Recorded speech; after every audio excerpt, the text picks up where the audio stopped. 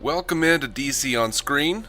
I'm your host, David C. Robertson. And this, the man who also thought the skirt was surprisingly comfortable, Jason. Hi.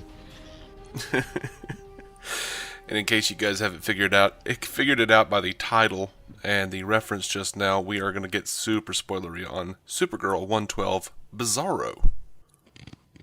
I'm kind of glad it was Kat that named her Bizarro.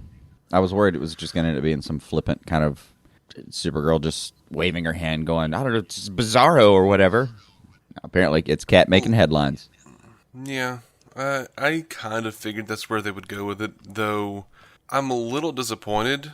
With as much as Supergirl has ardently referenced Superman, Lois Lane, Perry White, everybody in the Superman side of things, I kind of wish they had been like, yeah, so just like, Luthor created a Superman clone, Maxwell Lord figured out how to do, just a little, a little nod to it.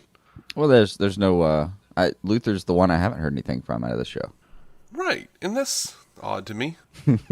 I just don't think you can drop Lex Luthor's name and not involve him.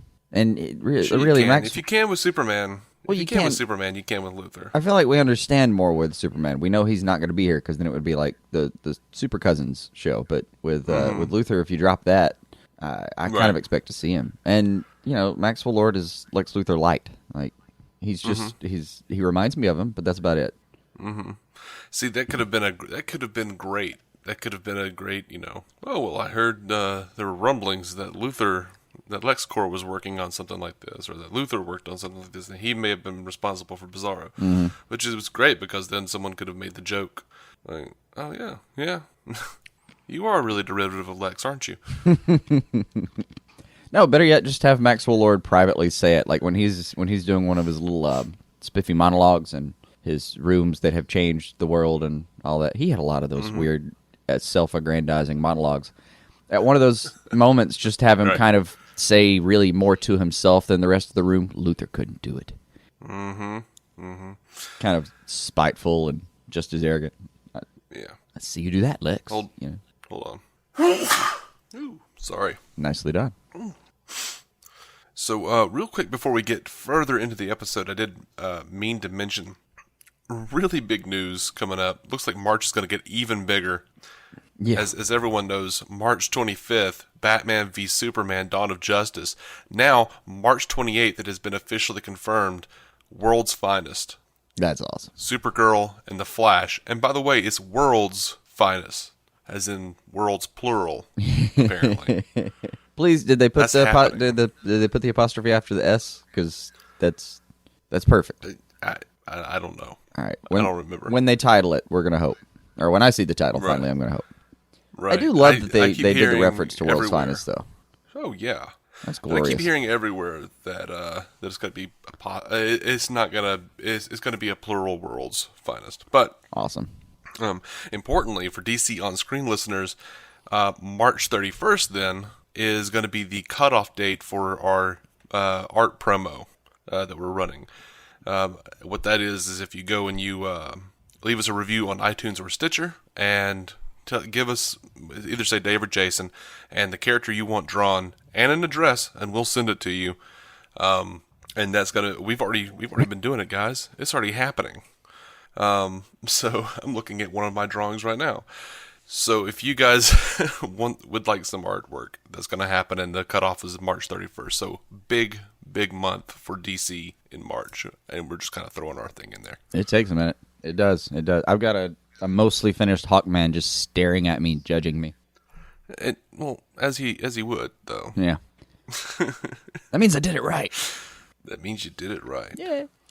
All right, so I have written down here if Kat's getting Kara lattes now, she needs to learn her name. For God's sake.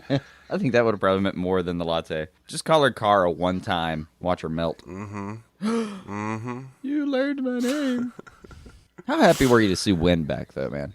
Yeah, a little bit. Like, I knew they couldn't keep him in the shadow for too long. Nah. I mean, I understand an episode. I mean, that actually made sense. Like, I would have been getting on to him if he had just been back the next episode. But, like, giving me one episode's worth of space, it was perfect. perfect, guys. And now he's back, and how could he not be interested, as he put it? Right. I'm going to be brave. Okay, I've got to know. But dude, he is bold, man. He's one of my favorites on the show right now, just because he just absolutely doesn't give a damn. If he thinks he should say it, he says it. He's told Supergirl many times that she was making a terrible decision with obvious threats of physical violence in her eyes. And then he stands right up to James, too, going, dude, what are you doing? And it's just a really uncomfortable conversation to have, but he did it anyway. He is so much fun to have on. Mm-hmm. Also, leave the bottle. That was good. It was. And you can drink at Catco? That sounds awesome, man. It's like, after 5, if you're still working, we don't care what you got in your desk. Seems reasonable to me. I think that's a fair policy. I do think it's a fair policy. Dude, I got to be here for 2 more hours. I'm going to have a shot real quick. All right. Hell yeah. Yeah. You turn that in tomorrow and it looks like the work of a drunk man, we're going to have a conversation. But if you want to have a couple shots, take the edge off, you go for it. Yeah. So how do you feel about James now suddenly deciding, he wants to be with Kara? Like, that's what it looks like it is. And it does seem to come from Winn being like, nobody wants to be in a relationship with somebody who wants to be in a relationship with somebody else. Well, yeah. And by the way, that exact line, go back and watch it if you get a chance. As soon as he says in a relationship with somebody else and all that, and it just cuts back to James just standing there all stoic and, well, not stoic. He looks stricken, like, oh my God, I can't believe someone actually said it out loud. It's real now. He can act with his ears. Look very closely. The only thing on his face that moves is his ears. They wiggle. That's good. I really like that, though. I mean, I don't know. It fucking took me. His ears just moved because another muscle formed. Right. The abs are now starting to push the rest of the musculoskeletal structure up into the ears. Mm-hmm. Mm-hmm. By the way, I love that Winn knows Supergirl's measurements. What? I measured her. That was fantastic. I don't know. The James having his little turnaround, like we knew that was coming. You just kind of did. It's not like they've, as much as they've made us like Lana, they haven't exactly like taken James's Lucy, I'm sorry, feelings for Kara. They really haven't taken her out of that equation at all. I mean, over the last few, like he's away at Thanksgiving and he still calls her. And God, if you didn't know it was coming, just in general, by the time she says she's got a date and James is the one who freaks the hell out and Winn's just sitting there, dude, like, yeah, you should have known by then at least. And I kind of like the Adam kid. You know what I don't like is how these like hunky guys on these shows quote freak the hell out, because it really just looks like they're mildly nosy. Like they're just kind of asking questions. That makes people like me, who are just genuinely nosy and don't want any part of the women's nethers. It makes women think that you're interested. Like, oh, I saw this once on Supergirl. This is exactly how James acted. No, I'm just nosy. I actually legitimately just want something to go tell my girlfriend about. Like, oh, you guess what, girl? Mm-hmm. Like, just saying. I don't know if even Mekhi Brooks is going to be able to sell like nosiness as an attractive male trait. I know. I mean, that's a good. If you're going to send somebody in, hey, good try. But I think you'll be okay. I think you'll be okay being nosy in a platonic sense from here on. I'm just saying these shows are training women to believe that just looking at these dudes, the way they freak out. They just so cool about it. They're like, what? Oh, who are you talking to? Like, and now everyone thinks like, oh, that's how dudes freak out. No, it's not. It's not. I don't know. Guys get cagey and stop looking at anything. Yeah, that's what I do. I get weird and even more standoffish than normal. My aloofa meter goes like right through the roof, and I quickly find a way out of the conversation. Which it's hard to distinguish because generally in a conversation, in a social setting, I am distant and find my way out of the conversation as soon as possible. So it's hard to really distinguish when I've been taken aback. I know, yeah. I've spent my entire life making sure that it was hard to figure out. Right? Oh, dear God. Oh. Like a story like the episode. Apparently.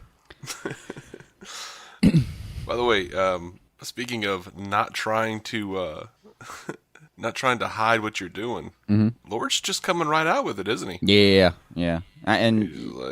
I mean, at first he was like, I mean, even if I was doing the thing that you're saying, okay, I'm cloning her. You realize he had to. You realize he had to be in jail by the end of the episode, or in the DEO's care by the end of the episode, just because he had dropped the entire. He didn't hide a thing. Oh yeah. That was an easy call. Oh yeah, that's gonna come to bear. By the way, when it does, Danvers just she's fun to watch when she's being a badass. Just slams his head right into the table. We're going. No one will hear you. Right. Damn. They don't have Twitter there, buddy. Sorry. Oh man, and I love that Hank is so against her bringing him there, but he's like, okay, yeah, I respect your call because that makes perfect sense. Mm-hmm. Good, it's good stuff. It's good stuff. I also they actually made big strive with characters in this episode. I love that Kara told James, I think you and I both know that nothing you say or do is going to make me feel better, so you should leave me alone. Yeah, I mean, it was harsh, right?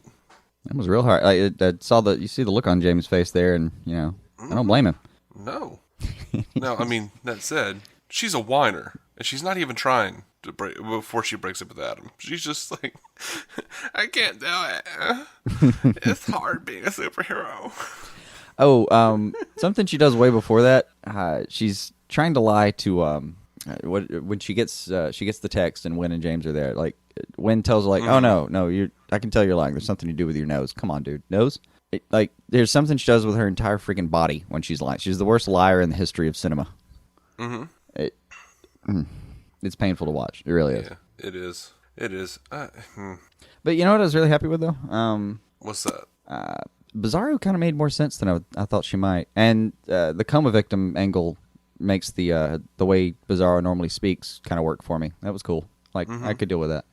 That was kind of cool. The unfortunate thing is, it did really just destroy the notion of Bizarro being a light, funny character. Yeah. Which is something I always enjoyed. They really turned Bizarro into a tragic character, which I always enjoyed. That Superman the animated series, they rode that line.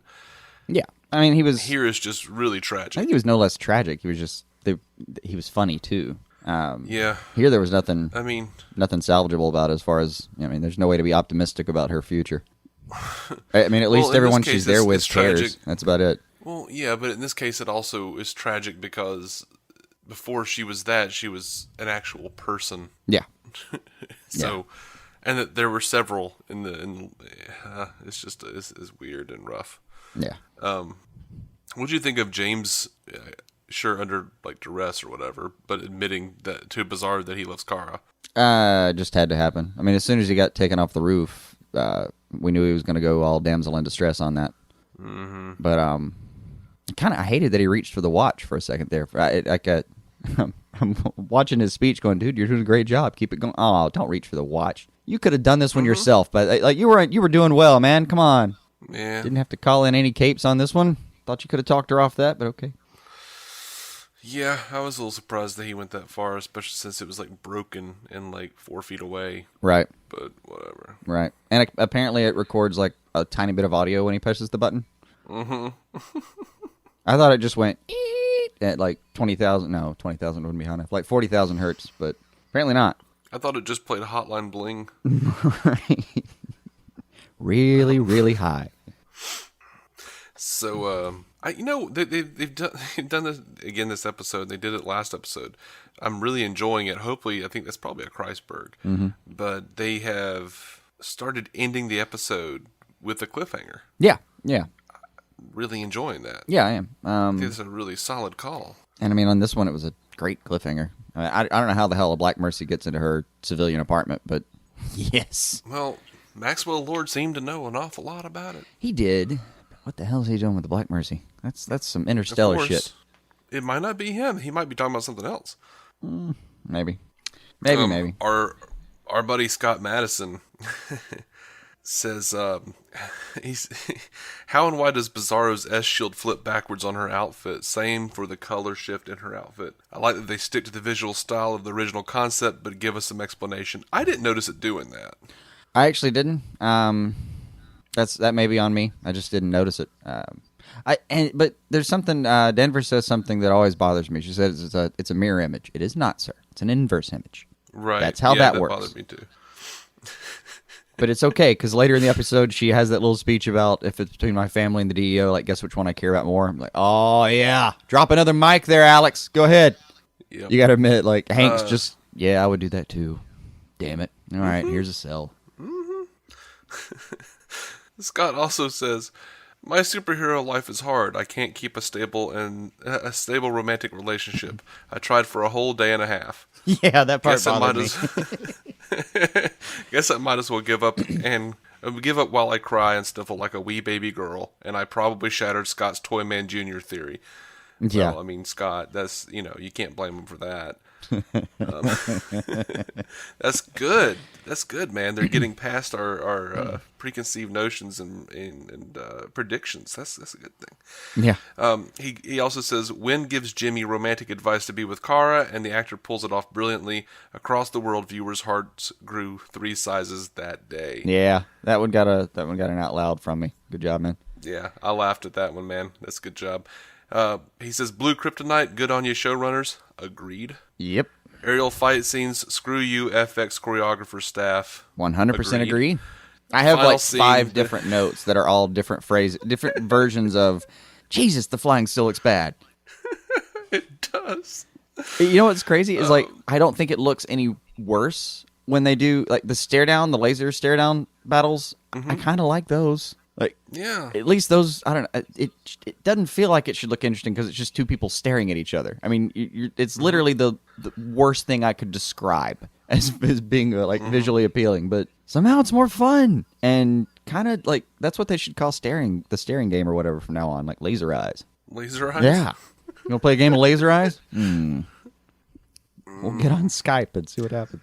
So he says, final scene, they're bringing in the Black Mercy bonus points for faithful adaptation. Well, that remains to be seen. Yeah, I mean, we're not going to get Mongol out of this, dude, but other than that.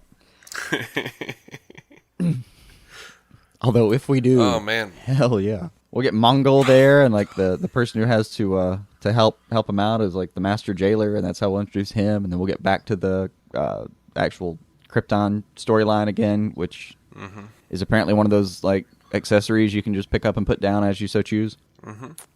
Wonderful stuff. Okay, man. I'll drink to a yellow and purple dark side light. Right?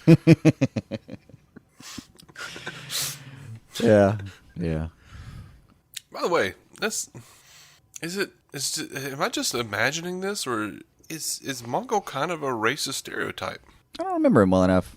I mean, I don't know. He has a yellow face, and he's called Mongol. I don't know. I didn't know if it was from if it was from that time, Yeah, one of those layover characters where we're all kind of embarrassed about it, but they're in the canon now, damn it, so shit. But for whatever reason, he's just not so blatant. Like, everyone's kind of forgotten that he was one of those.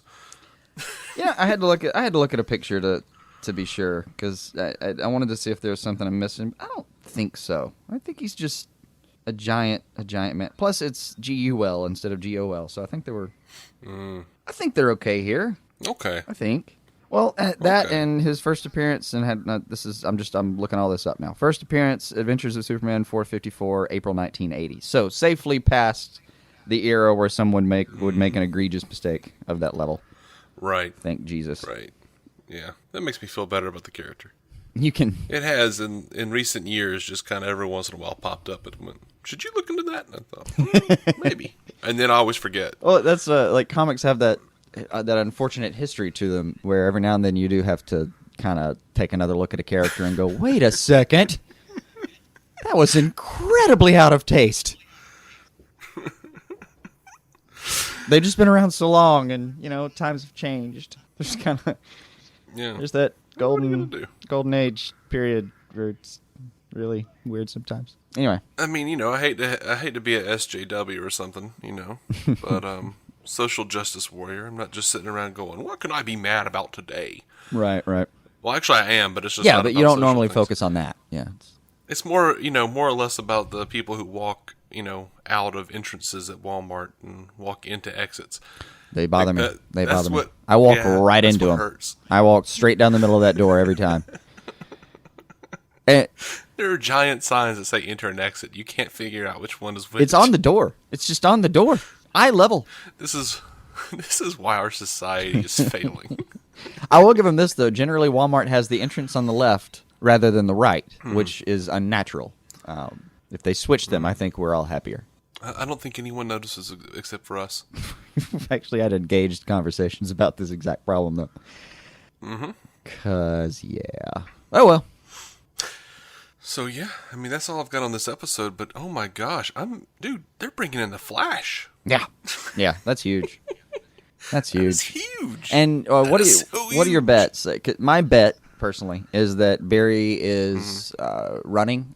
I'm wondering if the Flash is going to use his absence, maybe. Like, well, where were you? Oh, you're not going to believe it. I'm wondering if they're going to even nod to it over in the Flash. So, being that we don't even know how that's going to go down over there, I'm thinking it's going to be like Barry's running and ends up finding himself like a couple of Earths too far. Ooh. And here we are, and then he has to help her out with whatever's going on because he's here now, and then end of the episode, they get her back. I wouldn't be surprised if it was a Supergirl runs with him and increases his speed enough to throw him, like just like he just did, Reverse Flash. That could be fun. Same time, I don't need any of that. I just want him to do a race. Let's just have a race. Right. I don't care about anything. I don't really know. I just want to see them together. You want it for charity, right? That's it. It doesn't even have to be for charity. It just could be for fun. I don't know. I mean, Supergirl's never really... She flies everywhere. She does exactly what I would do. Like, I would never use my feet again, man. I would use them to bounce off the sides of buildings. That's about it. Oh, man, I want to see Winn and Cisco hanging out. Oh, God, yes. God, I do. You get I actually, as tall as he is, now I'm wondering if, like, James or Diggle has bigger biceps. Like, let's get him into an arm wrestling match while we're there. That'll be the like, necessary Makad Brooks eye candy for the episode. Yeah, see, guys, this is why I'm really hoping, and we'll talk about this in just a little bit, but this is why I'm hoping that they don't actually shut down all of the portals between Earths over on the Flash. Right. This should be like, and I know, forgive me for invoking Marvel here, but this should be like a Reed Richards kind of situation where he has just access to all the different multiverse versions of himself. Right. Over. Yeah, man. Yeah, that would be nice. They should just do I hyper would time. totally do that. Like, constantly just do hyper try time. to isolate one of the entrances where you could gatekeep it and shut the rest of them down. But I would have real trouble just completely shutting off an entire another world. That would. I am the gatekeeper. Are you the keymaster? Right.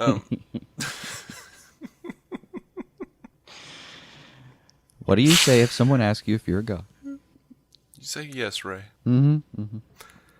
Anyway, we like the DC things though too. So, hey, one more comment for me? That's all I got really. Did Sure. Like Bizarro's Supergirl before she gets zombified? Like, did she just look super extra creepy? Like in a way that I didn't know Benoist could be creepy because she looked like a snake ready to feed. Right before. Yeah, well, like when she's still like the exact physical replica version of Supergirl. Like when it's Benoist still playing her. Okay. Really, I turned on an amount of creepy that I didn't know Benoist had in her. I was impressed, actually. I saw an amount of woodenness I didn't know she had in her. Yeah, but it was I liked it though. Like I thought that all felt really purposeful for me. I dug it. I completely dug it. That could work. I mean, it was fine. I don't know. It didn't strike me in any way that was. I don't know, it just didn't. It wasn't. I wouldn't call it extraordinary. Yeah, I just for me it was a whole facet of her what she can pull off that I didn't know about. Oh, she can do really creepy, cool, like the quiet, predatory creepy. Yeah. And oh man, real sweet scene with her and Bizarro at the end. That was with her and who? With her and Bizarro at the end. Oh yeah, that was touching. That was good. That was. I feel really bad for it. And that's where I end up being left with Bizarro most of the time is like. Even when he gets a little heinous, he's usually just misguided. It's usually just like someone's tricked him into doing something. He kind of is trapped. Like most of the time, he just ends up breaking my heart a little because he didn't mean to.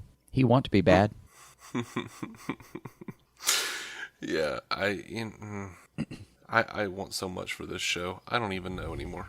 I've dug it a lot more than I thought I would. Me too, and yet I'm a lot more disappointed in it than I hoped I would be. I think you're just. It's a really weird place to be. I think you've just gotten more invested than you thought you would, so there was more disappointment by virtue of that than you thought was going to be available. I think it's a numbers game. It's one of those where, like, it is that. I am way more invested than I thought I would be. Liked it way more than I thought I would be. Liking it. But still disappointed in it way more than I thought I would be, because I didn't think that there would be a point where, like I just like The Flash so much. The Flash is just showing me all the things that could be. Yeah. With a really tightly written show. Superhero show. Yeah. So, I don't know. I know that Supergirl is not the same show, but they make it hard when it's like pretty much the entire creative staff. Oh no, they feel very similar. I mean, it's not. It's almost like there's almost a spectrum. Like Flash and Arrow are so opposite one another and tonally that you can judge almost any of the other shows by where they fall between those two, and it's really close to Flash, man. I mean. Tonally, I guess it is, close to Flash. Is that, you remember, like Kreisberg's little mantra, the writing mantra for Flash was like humor, heart, spectacle. I think they've pretty much got that one in the writers' room over here too. Mm-hmm. I think they lean a little bit more into the soap opera of it all in a way that I'm not interested in, and kind of that's my one big issue with the Flash. So they keep doing, if there is one. They keep doing emotional crap when what you really want is run, Barry, run. Well, I don't mind emotional crap. Like, when it's done well, I like emotional crap a lot. Right. Like, there are probably 3 or 4 nights out of a month where I'm just going to sit down and go, like, I want to watch something that's going to make me cry like a baby.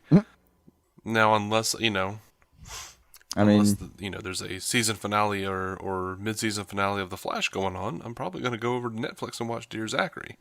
But I can always pull out that Jurassic Park episode, the Futurama episode with the dog. Oh.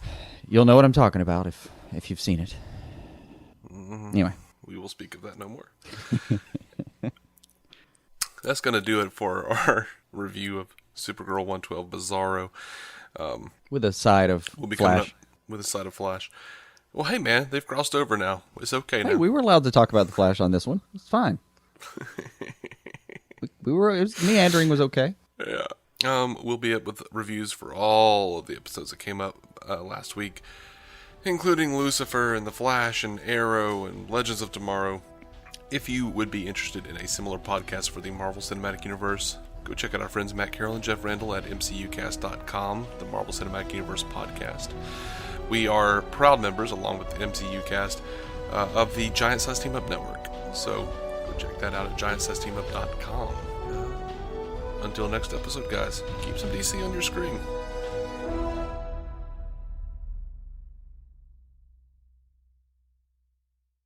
Lucky Land Casino, asking people, what's the weirdest place you've gotten lucky? Lucky? In line at the deli, I guess? Aha, in my dentist's office. More than once, actually. Do I have to say? Yes, you do. In the car before my kids' PTA meeting. Really? Yes. Excuse me, what's the weirdest place you've gotten lucky? I never win and tell. Well, there you have it. You can get lucky anywhere, playing at LuckyLandSlots.com. Play for free right now. Are you feeling lucky? No purchase necessary. Void where prohibited by law. 18+. Terms and conditions apply. See website for details. Are you struggling to lose weight and keep it off? Tired of wasting time and money on starvation diets that lead to more frustration and stress? If there was a weight loss solution that could actually work for you, would you try it? Then head to Golo.com. I'm Steve. I lost 138 pounds in 9 months on Golo. I'm Amber. I've lost 128 pounds with Golo Taking Release. If you're ready to take back control of your life, head to Golo.com now and see how Golo can work for you. That's GOLO.com. My sleep is way better. My inflammation has gone way down. Golo saved my life. I was way overweight. That's what sent me down the path. I wanted to make sure and live for my kid. I have literally tried everything. I was on the verge of getting gastric bypass surgery, and I saw the Golo commercial, and it was the last thing I tried because it worked. Join over 2 million people who have found a better way to lose weight with Golo. Your healthier and happier life begins at Golo.com. That's GOLO.com. Again, GOLO.com.